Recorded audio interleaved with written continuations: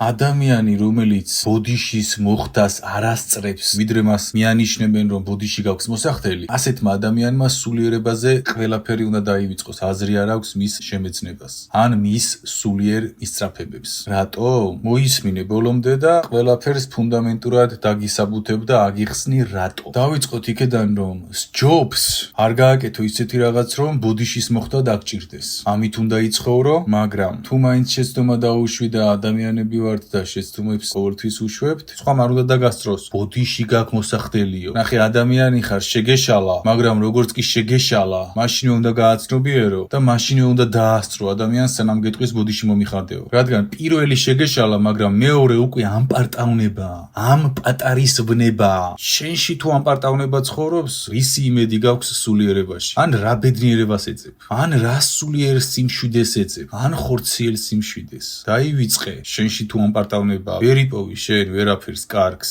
ადამიანი რომ გახსენებს, ბოდიში გაქვს მოსახდელიო, ესე იგი ისე მძიმედ გაქვს საქმე, რომ საკუთარი გაცნობიერებით ვერ აცნობიერებ, რომ ბოდიში გაქვს მოსახდელი. ყველაფერი კარგად იცით და ვიცით, როცა ბოდიში გვაქვს მოსახდელი. და როცა ამაზე სხვა მიგვითითებს, უკვე მძიმედ არის ჩვენი საქმე. და ეს არის ამის ნიშანი. ამ პატარა უნების მავანი ხარ, მონა, ამ პარტავნების, ამ პაწეწუნავნების მონა ხარ. როგორ შეიძლება შენ ღვთიური არსი პაწაწინავნების მონა იყო ესეთი თან? ბოდიში არის შენთვის. ამიტომ არ უნდა დაგასწროს სხვამ, ბოდიში მომიხადეო. შენთვის არის ბოდიში. რანაირად არის შენთვის ბოდიში? რანაირადაა ჩემთვის ბოდიში, როცა ის ელოდება ჩემგან რომ ბოდიშს მოვუხდი და მას მოეშვება გულზე. ესე ფიქრობ, ხო? შენ უბრალოდ ამპარტავნება არ გაძლევს საშუალებას ფუნდამენტურად გააცნობიერო, რომ ბოდიში არის შენთვის. შენ ბოდიშს რომ არ იხდი, ვერ აცნობიერებ შენს შეცდომას. და ერთი და იგივე ჭაობში ცურავ სხვადასხვა ადამიანებთან. ერთი და იგივე შეცდომებს უშვებ, ერთი და იგივე ქაქში ხარ. შენ ხარ ამაში. ის წავიდა გაგეცალა, მაგრამ შენ ვერ ისწავლე ჭკუა შენს შეცდომაზე. რატო? იმიტომ რომ სანამ შენ ბოდიშს არ მოიხდი და ბოდიშის მოხდა არის გაცნობიერება, ვერ სწავლობ შენ. და ადამიანები, რომლებიც ბოდიშს იშვიათად იხდიან, ან ფაქტობრივად არ იხდიან, ისინი მთელი ცხოვრება უმეცრებაში ატარებენ. შემეცნება ის კი არ არის, რომ შენ წიგნები წაიკითხე. შემეცნება ის არის, რომ შენი კონკრეტული შეცდომების შედეგად ისწავლე ფუნდამენტი შენი და ამას აკეთებ ბოდიშის მოხდით, როცა შეცდომას უშვებ. ბოდიში არის შენი შეცდომის ფუნდამენტური გაცნობიერება. რის გარეშეც ხარ?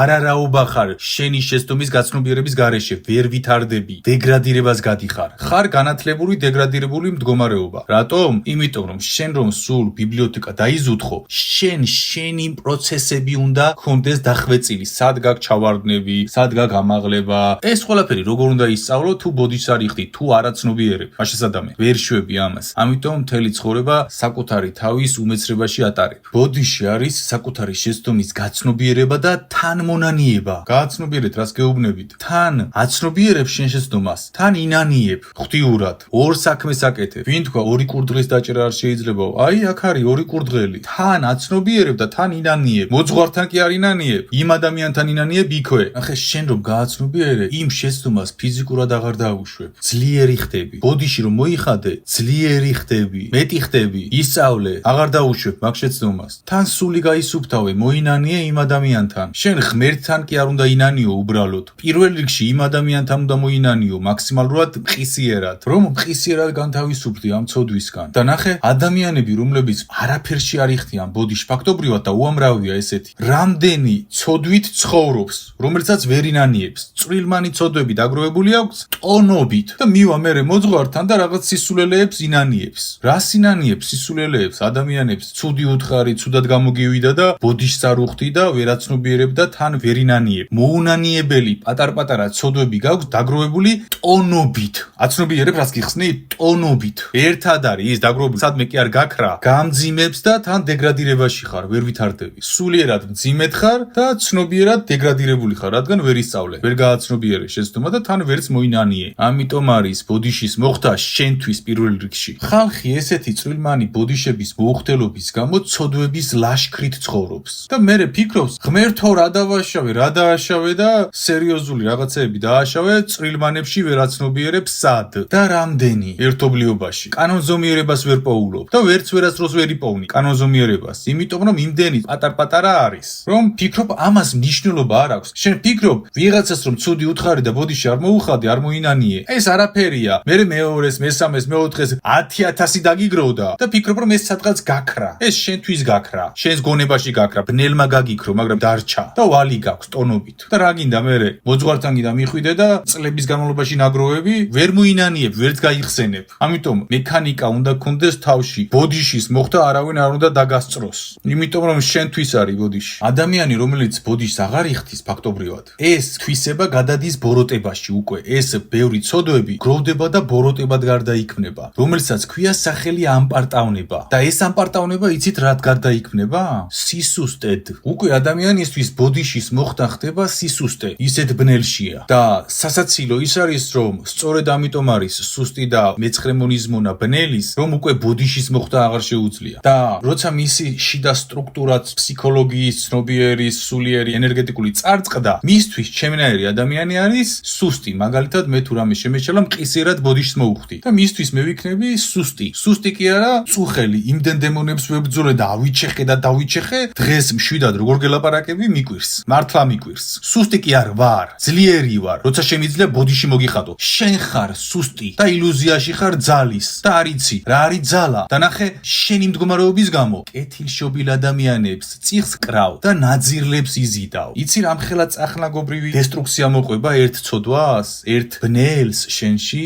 უამრავი. ერთი ბოდიშის არ მოხდა, დაგანგრია და გაქცია. და ასეთ ადამიანებს ახასიათებთ მთელი ცხოვრება სიბნელეში ყოფნა და მთელი ცხოვრება კამათებში ყოფნა. რადგან ყოველთვის ერთი და იგივე ვერ მიდის ღმერთთან როცა მიდიხარ, შენ მშვიდში ხარ, შენ მშვიდში რანაირად უნდა იყო. ვერ ხარ შენ მშვიდში. მომიტევე და ყოველთვის დედის არღანი ტრიალებს შენს ირგვლივ. ან იხდის ბოდიშს, მაგრამ ეტიკეტურად. ვერ გძნობ შიგნით. ეტიკეტურად იხდის ბოდიშს. ეს საერთოდ უარესია. ეტიკეტურად რომ იხდის ბოდიშს. აზრი არ აქვს. შენ გულით უნდა გადაიხადო ბოდიში, გულით. და როცა ამას გააკეთებ, ღმერთი დაგეხმარება, გააცნობიერო სად დაუში შეცდომა და როგორ. უფრო მეტად გააცნობიერებ გულწრფელი ბოდიშის მოხდისას. ასევე არიან ძალიან მძიმე ადამიანები, რომლებიც ბოდიშს არ იხდიან და აკეთებენ როგორ რაღაცას. დააშავებს და ბოდიში აქვს მოსახდელი. არ იხდის ბოდიშს. მეორე ადამიანი ეუბნება რომ შენ მეეს მაწყენინე. ბოდიშს რატომ არ იხდი? ეს პასუხობს რაღაცეებს. ბოდიში არ იხდის, წელავს ბოდიშს. მაგამდე წელავს ბოდიშს,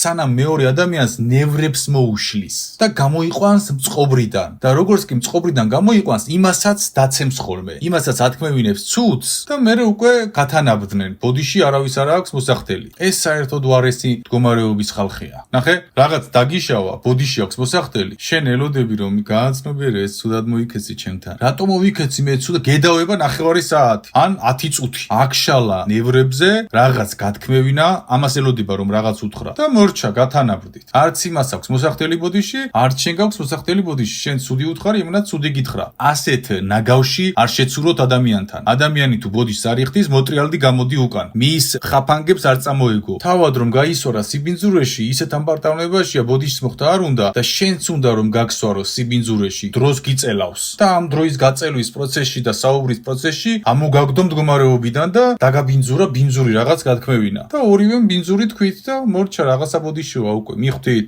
არ დაუშვათ ესეთი შეცდომები. და ბოდიშს ვინც არ იხდის, მისი ჭეშმარიტი სასჯელი იცით რა არის?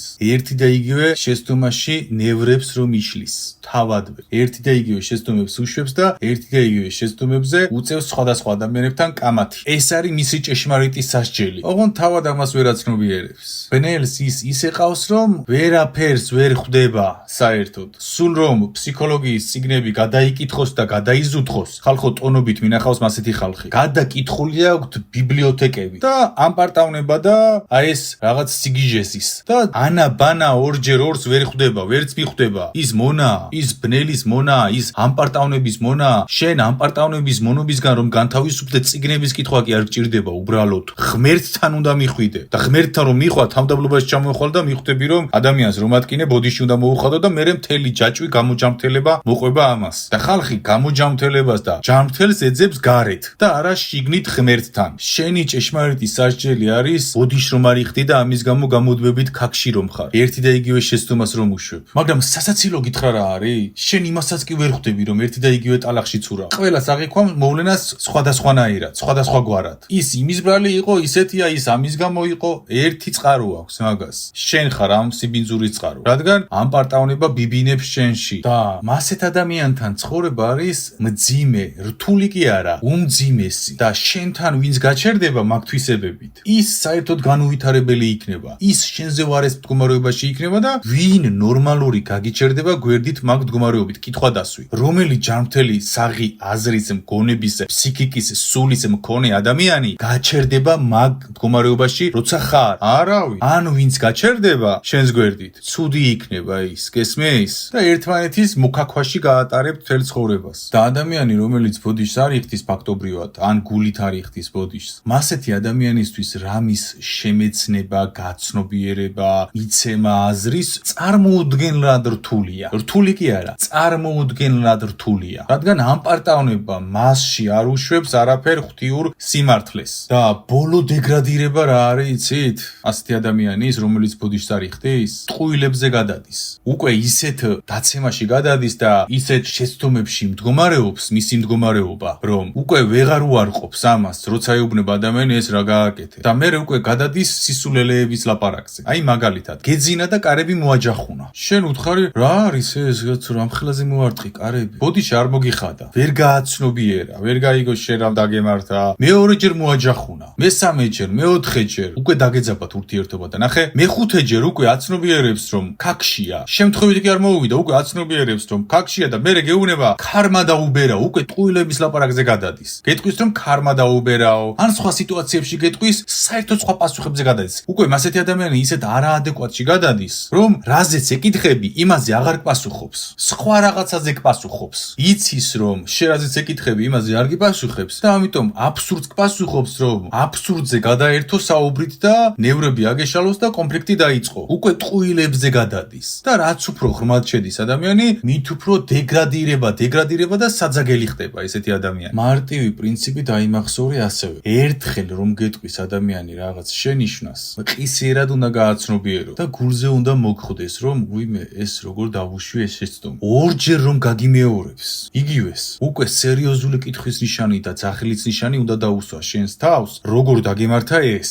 სამჯერ რომ გეუბნება ერთ და იგივეზე, განგაში უნდა ჩართო შენს თავში, რომ სამჯერ რანაირად მოგივიდა სამჯერ ერთი და იგივე შეცდომა, ადამიანო აქ თხოვა, რა არის ეს? 4ჯერ რომ მოგივიდა, უკვე უზრდელი ხარ, უკვე შენ კი არ გეშლება, შენ ხარ უკვე უზრდელი. 5ჯერ, 6ჯერ, 7ჯერ უკვე ტუტუცი ხარ და მორჩანო, შენ წარწყვეტილი ხარ, უნდა მიხედო თავს. გესმის? ამ დროს უნდა მიხედო თავს, ავათხარ. და დღეს ეს არის ნორმა, რომ მოვა ადამიანი და 10ჯერ გეუბნება ერთი და იგივეს. რა იყო, რა მოგივიდა, რა ვერ იგებ, ერთხელ ნათქვამს, რა გაქვს ესეთი გათიშული ემპათია თავში, რომ ვერ გძნობ, ადამიანი მოდის და რაღაცას გეუბნება, ცუდად გძნობ, ამას რომ აკეთებ, იმას რომ აკეთებ და შენ მაინც აკეთებ. სადისტი ხარ? მაინტერესებს სადისტი ხარ? რატო აკეთებ ერთ და იგივეს, რაც მეორე ადამიანს წყის? მაშინ ნუ ღარ ურთიერთობ მასთან. ან ნუ აკეთებ ამას. სადისტი ხარ, გესმის? 10ჯერ რომ მოვა ადამიანი და მტკენო და ნუ აკეთებო, გეუბნება და შენ ამას რომ აკეთებ, შენ უბრალოდ წარწყვეტილი კი არ ხარ, შენ ხარ უკვე სადისტი. ეხლა ალბათ ამ სიტყვებს ვერ იჯერებ რომ გეუბნები, ხო?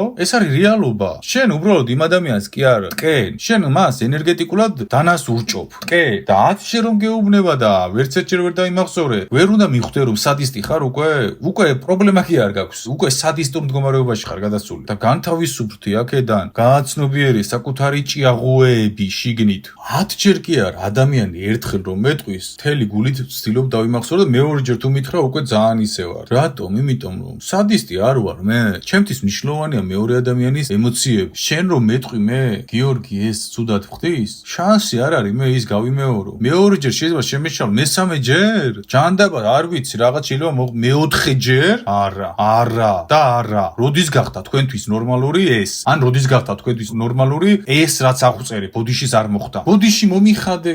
არ მოგიხდი ბოდიში, რა უმეცრებაში ვართ? რა დაგვემართა? რა გვიქნეს? სადამდე მიგვიყვანეს? ადამიანი ეხვერწება ბოდიში მომიხადეო. თუ არც მომიხდი კიდე ბოდიშს რა. შენთვის არის ბოდიში. გააცნობიერე. შენთვის არის ბოდიში, შვილო, შენთვის. გესმის? ჩემთვის კი არა. შენთვის. უდიდესი სასჯელია ამ სამყაროში, როცა შენ ვერ ვითარდები და როცა შენ ბოდიშს არ იხდი, დეგრადირდები და ვერ სწავლობ და რაც აგიხსერე ის გემართება. ვერ ვითარდები. ამაზე მეტი სასჯელი რა გინდა? მაგრამ თუ ადამიანი მოდის და გეუბნება ბოდიში გაქვს მოსახდელიო, არა არ მაგ ბოდიში ბოდიში მოსახდელი, ნუ იჩქარე. გამოკითხე დეტალურად, რატომ, რის გამო გაქვს ბოდიში მოსახდელი და თუ აგიხსნა ფუნდამენტურად, რატომ გაქვს, თან უნდა უსმინო, მიმღებლობა უნდა გქონდეს ამის. ის კი არა, აბა მიდი დამისაბუთე. არა, შენც უნდა ეძიებდი ამას, შენც უნდა იყო დაინტერესებული, რატო გაქვს ბოდიში მოსახდელი. თუ აგიხსნა და შენც თუ ხარ დაინტერესებული, ჭეშმარიტად გააცნობიერებ ბოდიში მართლა გაქვს მოსახდელი, თუ არ გაქვს მოსახდელი. და აქედან გამომდინარე იმოქმედებ. ეს მნიშვნელოვანია. და ნახე, თუ აღმოჩნდა რომ ბოდიში გაქვს მოსახდელი, არ დაგავიწყდეს მადლობის გადახდა რომ მადლობა რომ შემახსენე რომ ბოდიში მაქვს მოსახდელი. შენ გაგიკეთა კარგი საქმე მან, გაგაცნობიერებინა შენი შეცდომა. თან მოინანიე ცოდვა. მადლობაც არ უნდა დაგავიწყდეს თან. უცნაურად გეჩვენება, ხო ეს, რასაც გეუბნები ახლა. არ არის ეს უცნაური. ეს არის ჭეშმარიტი, რომელიც დაგავიწყეს დღეს და რომელზეც არავინ არ გელაპარაკება. ეს არის შენი სულის ხსნა, რასაც გასწავლი. ამიტომ განახორციელე ეს.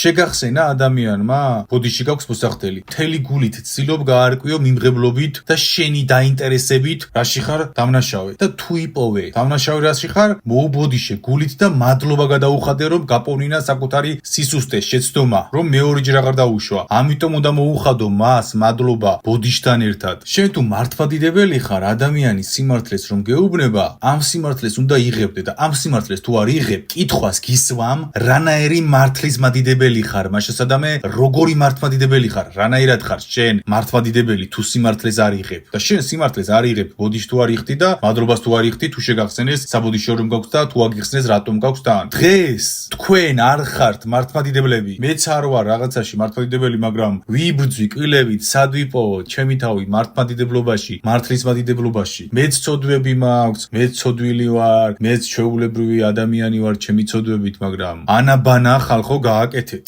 ანაბანაა ეს, ამას არ ჭირდება არანაირი ფილოსოფია, არანაირი ძალისხმევა. ეს არის ფუნდამენტი, უბრალო ანაბანა, რაც უნდა გააკეთო ისედაც ადამიანურში, ქრისტიანურში, მართლმადიდებლობაში და მართალში. თუ მართალს ეძებ და თუ მართალს არ ეძებ, რაღაც მისმენ მე კაც. დღეს ადამიანები თქვენთან რომ მოდიან და გეუბნებიან სიმართლეს, მადლობას კი არ უხდით, ლანცხავთ, ბოდიშს კი არ უხდით, შეურაცხყოფით პასუხობთ და ცოდვებით დატენილი ხართ კუპატივით. და მერე კითხვა სვამ, რატო გაწუხებს ან ნევროზი, ან ის, ან ეს და მერე ღმერთს ადგები. რა გჭირთ? რა ვერ გააცნობიერეთ 2x2 4. ხალხო გააცნობიერეთ 2x2 4 და ყველაფერი მოგეხსნება ცხოვრებაში პრობლემები, ყველაფერი კარგად წავა თქვენს ცხოვრებაში. ეს ჭეშმარიტებები ცხვირწინ არის დამალული, ჩვენს ცხვირწინ არის დამალული. ეს სიმართლე, რომელიც ღმერთთან მიგიყვანს, ძლიერს გაგხდის, ძალით მოსილს გაგხდის. აიღე ეს ცოდნა, განახორციელე და გახდები ძალით მოსილი, დიდი. ის გახდები, რაზეც ოცნებობ რომ გახდე და გგონია ზღაპარი და შეუსრულებელი არა და ისეთ პატარ მამრავლებში დევს შენი დიდებულება ღვთიური, რომ ვერც იჯერებ. აკდებს ხო? აგიხსენი. ამიტომ განახორციელე ეს. მაგრამ ყველაზე დიდი სასჯელი ასეთ ადამიანში სად არის? შვილები, შვილებს აჩვენებს ისეთ მაგალითს, რომ შვილები უხდიან სამაგიეროს იგივეთი. არ არსებობს შენ ეს შვილებთან არ გამოავლინო მაგალითით. და შენ რაც არ უნდა შენ შვილს ელაპარაკო, წიგნები აკითხო, შენი ერთი მაგალითია მისთვის ფუნდამენტი, მაგალითი. გააცნობიერე რას გეუბნები, მაგალითი ხარ. იცი რა არის მაგალითი? მაგალითზე შემიძლია ცალკე საათი გელაპარაკო, რამხელა ძალა აქვს. ელაპარაკე ტონა თუ გინდა შენ შვილს. მაგალითი და მაგალითს რომ აჩვენებ ამას, შენი შვილი მერე აღარაფერს აღარ გიჯერებს. და მერე კითხვას ღმერთო რა დაემართა და შენ დაემართე და ვერაცნობიერებ. ამიტომ შვილებით ისჯება ასეთი ადამიანი ყველაზე მეტად, ყველაფერთან ერთად. ეხლა ამოწერე, რამდენი სასჯელი დაგედო ერთი ბოდიშის არ მოხდით. ამოწერე და შოკში ჩავარდები. ეხლა გაგიმხელთ ფუნდამენტურ საიდუმლოს ბნელთან მიმართებაში. რასაც გეტყვით, ეს მოგეჩვენებათ ჩვეულებრივ მომენტად, მაგრამ ეს არ არის ჩვეულებრივი საიდუმლო, ეს არის უდიდესი საიდუმლო. და რაში მდგომარეობს ეს საიდუმლო? ნებისმიერი ბნელის მოქმედებას შენში, ნებისმიერი ბნელ მდგომარეობას შენში ერთ წვეთს აქვს წახრაგობრივად კოლოსალური დამანგრეველი ძალა შენზე. როგორც ერთი ბოდიშის არ მოხდას, აქვს ამხელა დამანგრეველი ძალა შენ ცხოვრებაში, რაც აგიხსენე. შენ რომ გონია ამას არ აქვს დამანგრეველი ძალა, ეს მრავლდება როგორ იცი? კურდღლებივით. აი მართლაც რომ კურდღლებივით გიმრავლდება ერთი პატარა ცოდვა, რაც გიდევს და არიშორება. და ფიქრობ რომ ეს არაფერია. შენ რომ ფიქრობ რომ ეს არაფერია, დათვალე ეხლა. აი დათვალე, რამდენ დესტრუქციას გიდებს ეს და პირს ჩამოაღებ ესე. ამიტომ გააცნობიერე, ერთი ბნელის მდგომარეობა შენში ნიშნავს ათასობით დამანგრეველ მდგომარეობას შედეგს შენს თავში. ეს არის დიდი საიდუმლო, იცოდეთ. ბნელის ერთი ცოდვა შენში, ერთი კი არ არის, ის არის თესლი, რომლიდანაც იფურჩქნე იქნება მთელი მდელო ბნელეთის ცოდვების და დამანგრეველი მდგომარეობის. ბნელის თესლი შენში უსასრულოდ მრავლდება. თუ არ ამოძირკვე ის. ამიტომ ამოძირკვეთ თქვენში ბნელის თესლები. ადამიანს ბოდიში მოუხადე, მადლობა გადაუხადე, თამდავლობაში იყავი და ღმერთთან იქნებ. და ღმერთთან რომ იქნები, კარგად იქნები. გესმის? ყველას გისურვებთ კარგად ყოფნას. დალოცვილები იყავით. მშვიდში, სიყვარულში, უფლის მადლში ყოფილიყავით ყველა, უფლის მადლში ვიყოთ ყველა. ამინ, ამინ, ამინ.